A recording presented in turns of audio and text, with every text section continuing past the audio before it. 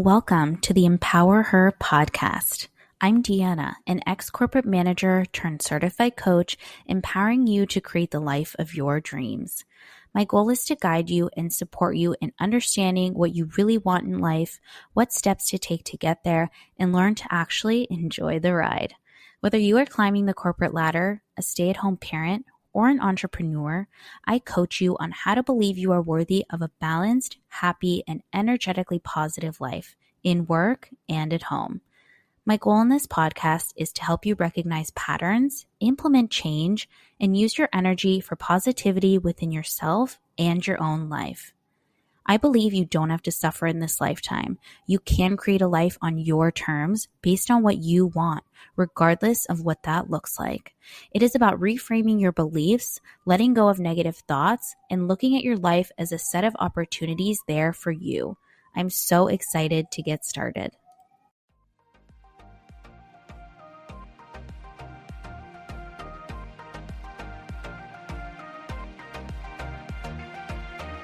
Hello, and welcome back to the Empower Her podcast. Happy October, everybody. Last podcast episode was the last day of September, so now I can officially say hello, October. We are in Libra season. I'm a little bummed because I live in Europe, so I don't get all the Halloween vibes like you do in the States. I really miss it. I love Halloween and dressing up and being creative and pumpkins and all the candy, candy corn, the mini Snickers, even though I can't eat those because of the dairy, but I love it. I have been watching every single haul video that comes up on TikTok of like Amazon, Target, Home Goods, Trader Joe's fall hauls, the pumpkins, all the things. I'm saving everything so that when we move, I'll have all this inspiration because I'm literally having withdrawals, but that's okay. Today is October. Well, if you're listening to this on the day the podcast is released, it's October 7th. It's actually my dad's birthday. He's a Libra. Probably why I dated so many Libras before my current partner. So that's funny. But anyways, not to talk about astrology. We have a really good episode today. It was actually inspired by someone who wrote in, I believe, into the podcast message box I put out a few weeks ago. Anyways, it was a topic that they wanted me to cover. I was super happy to do so. So we are going to talk about that today. But basically they asked was, how do you handle confrontation and challenges with individuals as someone who's neurodivergent? So we're going to talk about how to handle confrontation and challenges, also what this looks like as someone who's neurodivergent. So if you aren't neurodivergent, or you are, but you're wondering why this is specific to neurodivergent individuals, is that being neurodivergent can make it extra difficult to deal with challenges and confrontation. So the reason is because neurodivergent individuals, the way their brain works, they're often hypersensitive and aware of other people's emotions, meaning they see and feel emotions at a more intense level. Often a lot of empaths are neurodivergent just because they just feel so deeply and they feel other people's emotions. And because of that, they not only feel positive emotions more deeply, but also negative emotions more deeply as well. And due to this and other factors of the way neurodivergent brains work, of needing to mask in society, a lot of neurodivergent individuals tend to be people pleasers. So what that means is that, they try to ensure that everyone around them is feeling good, feeling happy. They tend to put other people first.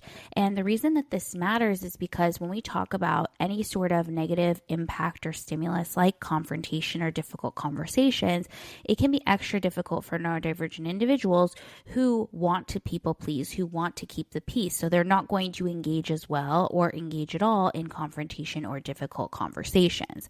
So it's really important to understand why this happens and where this comes from, and hopefully this made sense. But I also want to talk about what you can do. And all of these tips, by the way, are going to be completely relevant for you if you aren't neurodivergent, so that doesn't matter. But I did want to call out that I know for neurodivergent individuals, this can be especially difficult because of those people-pleasing tendencies, because of that need to control other people's emotions and their own emotions, because of that masking and trying to fit in, because because of putting yourself last and other people first. It can be extremely prevalent. Okay, so let's talk about what are those things that you can and should do if you hate confrontation or you have a challenge with it. All of these are going to be tips, both mindset and tactical tips to help you. So the first thing is we need to have a mindset shift, okay? And this is something I often talk to my clients about, especially when we're talking about radical candor and giving feedback and talking to people, is you have to understand that most of the time it's needed, right? Like, why are you having a confrontation? Is it because something bothers you, or you're having challenges with people because you have a difference of opinions, right? Like, the confrontation is needed, or the challenge with that person is needed. So having that mindset shift, this is not necessarily a bad thing, but it can actually be constructive and productive. So it's a really great way to think of it in that mindset shift of like, this is something that needs to happen, right? Like, as humans, the fact that we're all very, very different and unique is literally what leads us to having these conflicts and confrontations. And when we're talking about this, I'm obviously not talking about anything extremely traumatic. So I'm talking about you have a disagreement with a colleague, you have to confront someone about a behavior that you don't like. We won't be discussing like very traumatic things or any sort of abuse in this podcast episode, so just keep that in mind as well. I just wanted to make that clear. So we're mainly talking about confrontations at work, as well as with your friends and family members and challenges that you deal with. So the mindset shift is the most important. A phrase that I always use is, you need to have temporary discomfort for long-term comfort. Okay, I'm going to say it again. You need to have temporary discomfort for long-term comfort, meaning the confrontation may be temporarily uncomfortable, right? But in the long term, it's going to bring you comfort because you've said your piece and hopefully that behavior has changed, right? And just think about it from a perspective, like if someone is coming at you, attacking you, right, verbally, right? Like, we're not talking about physically here. It's a reflection of their character, not of yours. So just having this mindset shift right off the bat can be extremely helpful when we're thinking about, okay, how are we going to approach this situation? A next thing to consider is, what is your end goal of this confrontation or this challenge? So when you, for example, need to give someone feedback, or someone is bothering you at work, let's say, or a colleague of yours is annoying you constantly, like, think about, by you saying something to them, what is your end goal, right? Identify what that end goal is. What behavior do you want to change? What thing do you need to happen? Identifying the end goal can help you focus on why this conversation is needed, because oftentimes we get into a situation where it's like, okay, maybe I just won't say anything and it'll go away, right? Because we're so scared of the confrontation. But the thing is what is your end goal? You want the behavior to change. The behavior isn't going to change unless you say something, unless you engage in that confrontation, right? I just had a personal situation where my partner needed to have a confrontation with someone and he really didn't want to, but we kept talking about what the end goal was. What did we want to achieve with having this conversation? And even though he didn't want to have this conversation, he's very conflict averse, unlike me. He's very conflict averse. But he had the conversation, and it looks like the end goal of our conversation and having that actually made an impact. And now he has more comfort because the behavior changed that he needed to be changed. Okay. So understanding the end goal can be really helpful in sort of like keeping you focused on why you need to have this conversation.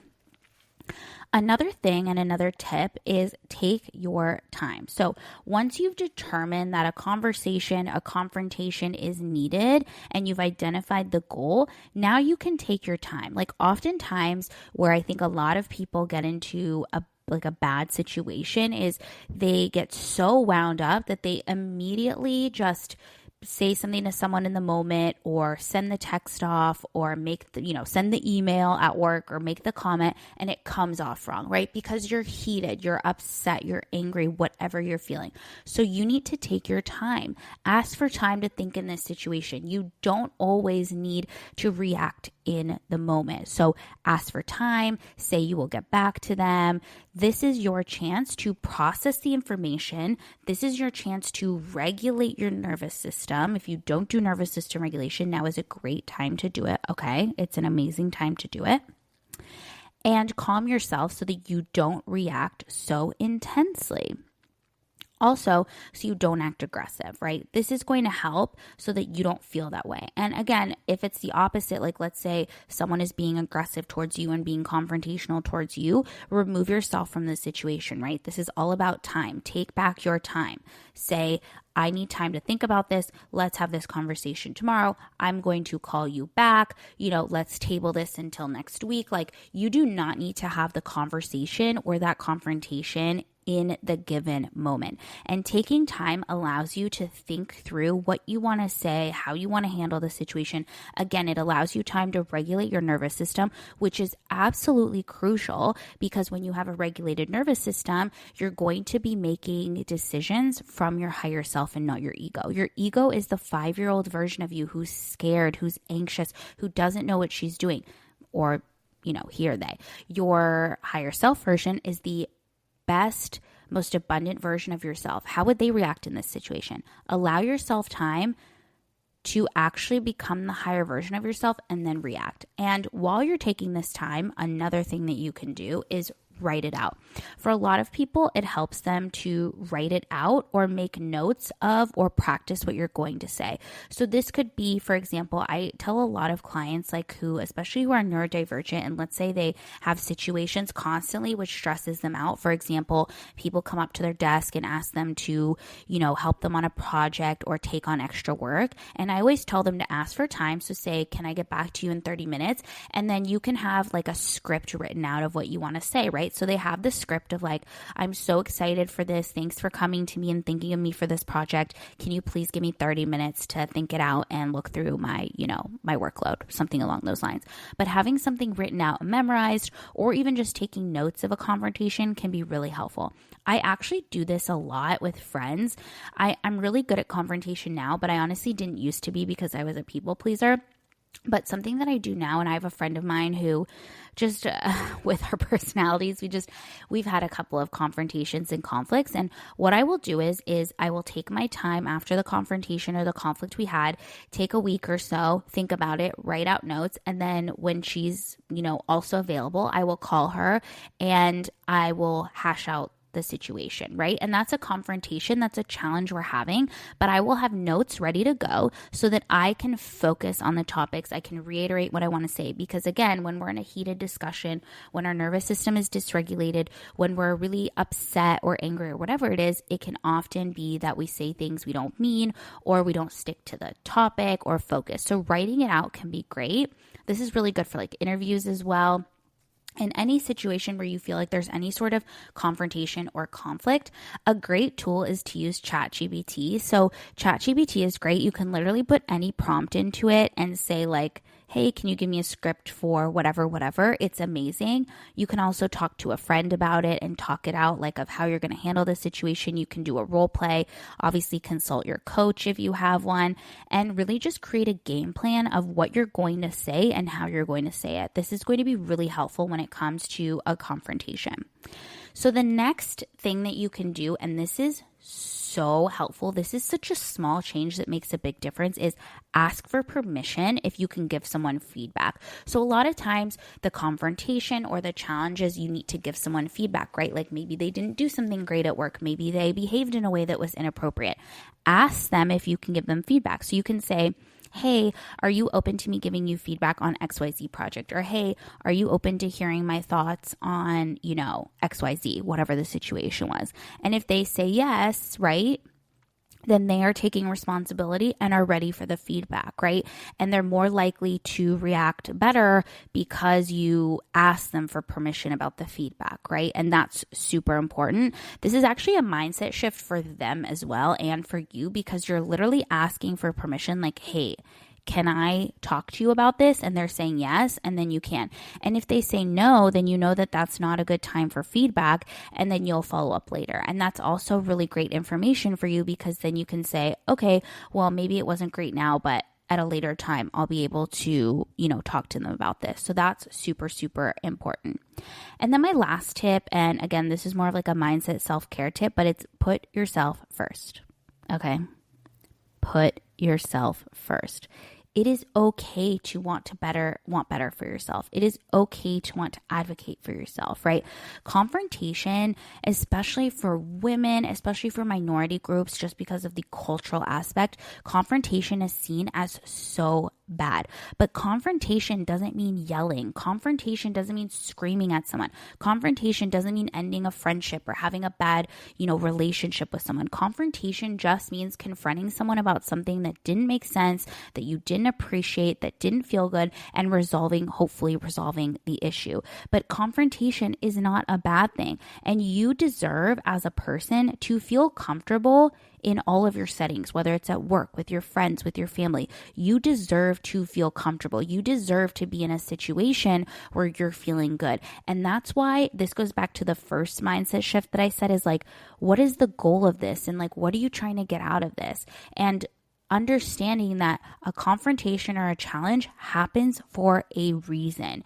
You have to be able to speak your mind, because at the end of the day, if you don't get into those situations, you aren't going to get what you want. And of course, when we're talking about someone else coming on to you in like a conflict way, or just being super confrontational, being rude, being aggressive, that's when you can use some of these other tools I talked about, like asking for more time, putting space between, setting boundaries, right?